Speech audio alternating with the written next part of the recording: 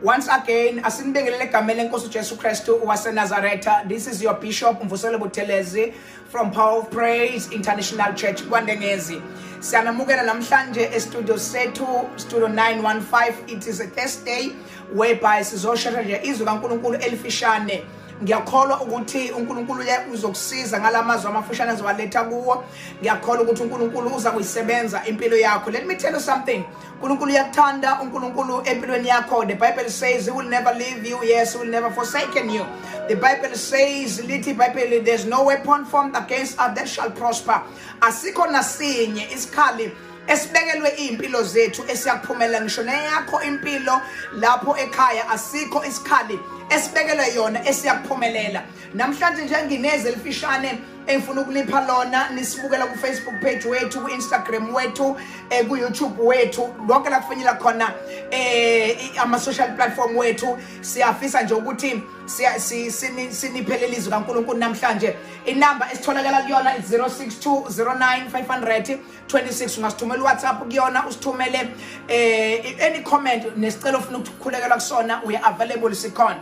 Namhlanje izwi kaNkulunkulu engifuna ukulipha lona nje isebhalwe isencwadini kuka Matthew chapter number 6 iverse nje elilapha yana uverse number 12 kuphela. Lifundeka kanjena: usithethelele amacala ethu njengalokhu nathi sibathethelela abanamacala kithi. Let me say it again. Usithethelele amacala ethu njengalokho nathi sibathethelela abanecala kithi. Izwi kaNkulunkulu linamandla, liphilile. Khuluma ngalo phela abantwana bakho kulesi sikhathi samanje, in the mighty name of Jesus Christ of Nazareth. Amen. Ngizothi kuwe namhlanje ayikho into ebalekile njengabantwana baNkulunkulu as to forgive. Ukuthethelela kuyinto okumele siyenze njalo. The Bible tells us ukuthi usithethelele Nkosi amacala ethu. Ngicela uyimake leyo. Usithethelele Nkosi amacala ethu, hayi ukuthi Nkosi bathethelele amacala abo. Ithi Nkosi usithethelele amacala wethu. Lento isho ukuthini? Isho ukuthi uNkulunkulu athethelele wena, athethelele mina amacala esiwenzileyo, bese nathi sithethelela abasonileyo. Ake ngikutshele isho ukuthini lesambulo. Uthi umoya engcwele kimi angikutshele namhlanje ukuthi musa ukuba nenkinga yokuthi kunabantu abakuzondayo, musa ukuba nenkinga yokuthi kunabantu abakubambela amagqubu, musa ukuba nenkinga yokuthi kunabantu abangadlulanga ezintweni wena osudlula kuzo. Kodwa ithi indaba namhlanje wena bathethelele, ukuthi bona bakuthetheleli, ukuthi bona benzani, ukuthi bona bayakhohlwa badlule sengathi akaze kuze kwenzeke, ukuthi bona benze sengathi lento ubuhlungu ubuzwa, benze sengathi enhlizweni yakho awuphiphi. Let me tell you something. Yes, we are people. Kodwa lithi iBhayibheli bathethelele labo bantu, and ukuze uNkulunkulu athethelele wena. Let me tell you something. The more uthethelela abantu iphambeko abazenze kuwe, it's the more uNkulunkulu ethethelela wena amacala akho. Ukuthi bona bakuthethelelanga akusho ukuthi wena uthethelele.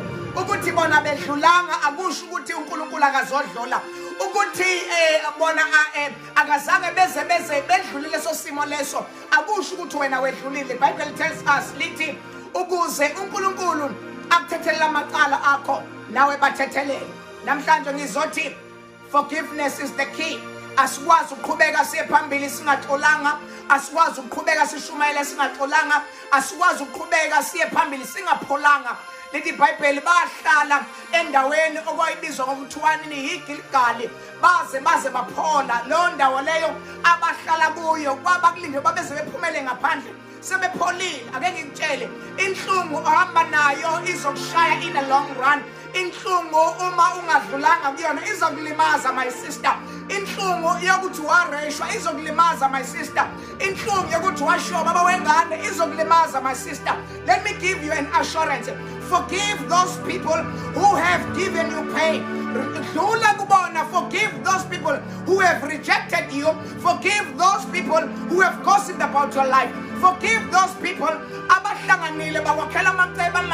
But the Bible tells us the more siba kolela is the more uNkulunkulu nathi esikolela. Ngizothi namhlanje ngithi ngolesine asedluleni enhlungwini esanikezwa yona, ngoba lithi iBhayibheli uma sibaxolele labo bantu naye uJehova esezulwini yakusithethelele once again usithethelele Nkosi amacala ethu njengoba nathi sibathethelele ukuthethelelwa kwethu ikudetermine ukuthethelela kwakho so the more ungedluli the more uNkulunkulu angasokuthethelela uNkulunkulu akubuse ekhaya uNkulunkulu akublesse in the mighty name of Jesus Christ amen.